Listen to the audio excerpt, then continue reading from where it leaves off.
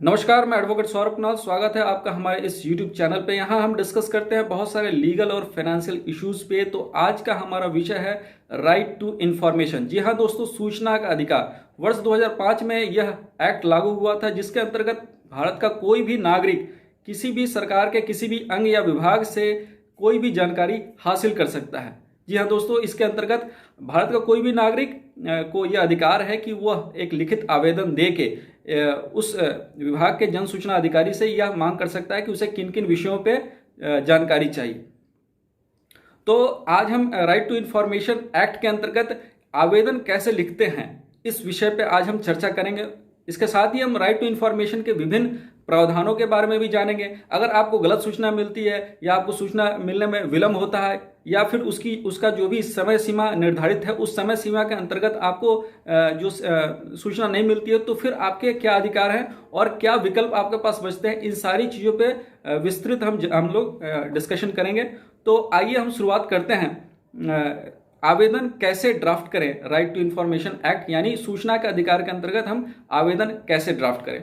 तो मैं आपको बता दूं कि राइट टू इंफॉर्मेशन एक्ट 2005 के अंतर्गत हर विभाग यानी राज्य और केंद्र सरकार के जितने भी विभाग हैं उसमें एक PIO होते हैं, यानी जन सूचना अधिकारी, पब्लिक इंफॉर्मेशन ऑफिसर।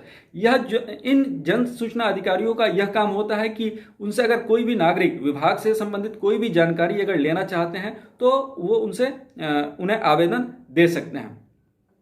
तो इसमें एक महत्वपूर्ण बात यह है कि अगर आप राइट टू इंफॉर्मेशन एक्ट के अंतर्गत अगर सूचना मांग रहे हैं किसी भी जन सूचना अधिकारी से, तो आपको विभाग के बारे में पूरी जानकारी होनी चाहिए। अगर विषय स्वास्थ्य विभाग का है और आप उसे किसी और विभाग से पूछ रहे हैं, तो उसमें यह होगी परेशानी यह होगी कि पहली बात तो आपको हो सकता है कि जब मान लीजिए कि आपने स्वास्थ्य विभाग से पूछना है और आपने पुलिस विभाग से वो प्रश्न पूछ दिया है, तो पुलिस विभाग के जो जन सूचना अधिकारी होंगे उसे ट्रांसफर करेंगे स्वास्थ्य विभाग के पास और फिर आपको जानकारी मिलने में समय लगेगा। या हो सकता है वो यह कह दें कि आप उनकी असमर्थता है और वो जानकारी नहीं दे सकते। तो इस तरह की परेशानियों से बचने के लिए सबसे पहले तो आपको यह स्पष्ट कर लेना चाहिए कि आपको किस विभाग से जानकारी चाहिए। तो जिस विभाग से आपको जानकारी चाहिए तो उसके लिए आप एक सादे पेज पे एक एप्लीकेशन लिख सकते हैं। एप्लीकेशन का कोई फॉर्मेट जो है, कई विभाग ने अपना एक अलग फॉर्मेट दे रखा है, लेकिन उसका कोई ऐसा हार्ड एंड फास्ट रूल नहीं है कि आपको उसी फॉर्मेट में लिखना है। आप एक सिंपल फॉर्मेट में, जो मैं यहाँ बताने जा रहा हूँ, उस फॉर्मेट में भी अगर आप लिखेंगे तो हर विभाग में वो एक्सेप्टेबल होगा। तो आइए जानते हैं। सबसे पहले अगर आप किसी सादे पेज पे सबसे पहले लिखेंगे कि सूचना आवेदन, उसके बाद लिखेंगे सेवा में। जैसे अन्य एप्लीकेशंस में आप लिखते हैं, जैसे कोई भी आवेदन आप लिखते हैं तो सबसे पहले लिखते हैं सेवा में, एक हेडिंग देते हैं, उसके बाद अधिकारी का नाम। तो यहाँ अधिकारी का नाम की जगह जन सूचना अधिकारी। फिर आपको उस कार्यालय का नाम देना पड़ता है, जो भी जिस विभाग से आपको सूचना चाहिए उस विभाग का नाम देना पड़ता है।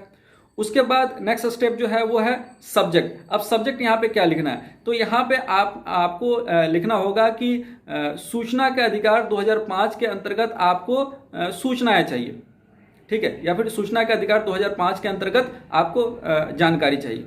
फिर उसके बाद आप लिखते हैं, जैसे आवेदन में लिखते हैं महोदय या महोदया, उसके बाद मैं, उसके बाद आपको अपने विषय में बताना पड़ता है। जैसे अगर मान लीजिए उदाहरण के तौर पे मैं कह रहा हूँ, मैं खुद लिख रहा हूँ, तो मैं क्या करूँगा, मैं, उसके बाद मैं अपना नाम सौरभ कुणाल, उसके बाद मैं पेशे से वकील हूँ और मैं यहाँ रहता हूँ, अपना जो एड्रेस है उसे लिखेंगे। और उसके बाद मुझे निम्नलिखित विषयों पे जानकारी चाहिए, तो ये आप जो है लिखेंगे। उसके बाद आपको जिस विभाग से जो भी जानकारी चाहिए, उदाहरण के तौर पे अगर आप पुलिस विभाग में अगर कोई जानकारी चाहते हैं तो लिखिए कि दिनांक, इसको FIR नंबर, इस पुलिस थाने में जो FIR लिखी गई थी उस पर IO कौन है, उसके इन्वेस्टिगेटिंग ऑफिसर क्या है, कौन है। दूसरी बात, उसमें क्या कार्रवाई हुई। तीसरी बात, उसमें चार्जशीट फाइल हुआ कि नहीं। तो उदाहरण के तौर पे मैं आपको बता रहा हूँ, ये जानकारी आप मांग सकते हैं। लेकिन इसमें आपको इस बात का ध्यान रखना होगा कि जो भी आप प्रश्न पूछें वो फैक्चुअल हों, यानी आप जानकारी पूछें, उनसे उनकी राय ना पूछें। आप ये ना पूछें कि एफआईआर क्यों करनी है और कैसे करनी है, ये जानकारी ना पूछें। आप ये पूछें कि क्या हुआ है, तथ्यपरक आपको उसमें बातें पूछनी होंगी जिसपे आपको इंफॉर्मेशन, जो जानकारी है वो मिल सके। कई बार क्या होता है, लोग राय उसमें पूछने लगते हैं, इसमें क्या किया जाए। तो इस तरह के राय पे क्या है, वो अपनी असमर्थता जता सकते हैं या उनको एक बहाना मिल जाता है कि इसको वो इग्नोर करें। तो इस तरह की चीजों को ना करके आपको तथ्यपरक यानी फैक्चुअल क्वेश्चन उसमें पूछने होंगे कि ये प्रश्न है, जो इस बिंदुवार करके आपको बताने होंगे। एक नंबर बिंदु में एक बिंदु में एक ही प्रश्न आप पूछे तो बेहतर होगा, क्योंकि जो जन सूचना अधिकारी हैं उनको भी समझने में आसानी हो कि आपको किन किन विषयों पे जानकारी चाहिए। दूसरी महत्वपूर्ण बात यह है कि आपको एक शुल्क भी देना होता है। शुल्क होता है कि जैसे आप कोई रिटर्न एप्लीकेशन दे रहे हैं तो ये शुल्क आपको 10 रुपये का पोस्टल ऑर्डर साथ में देना होता है।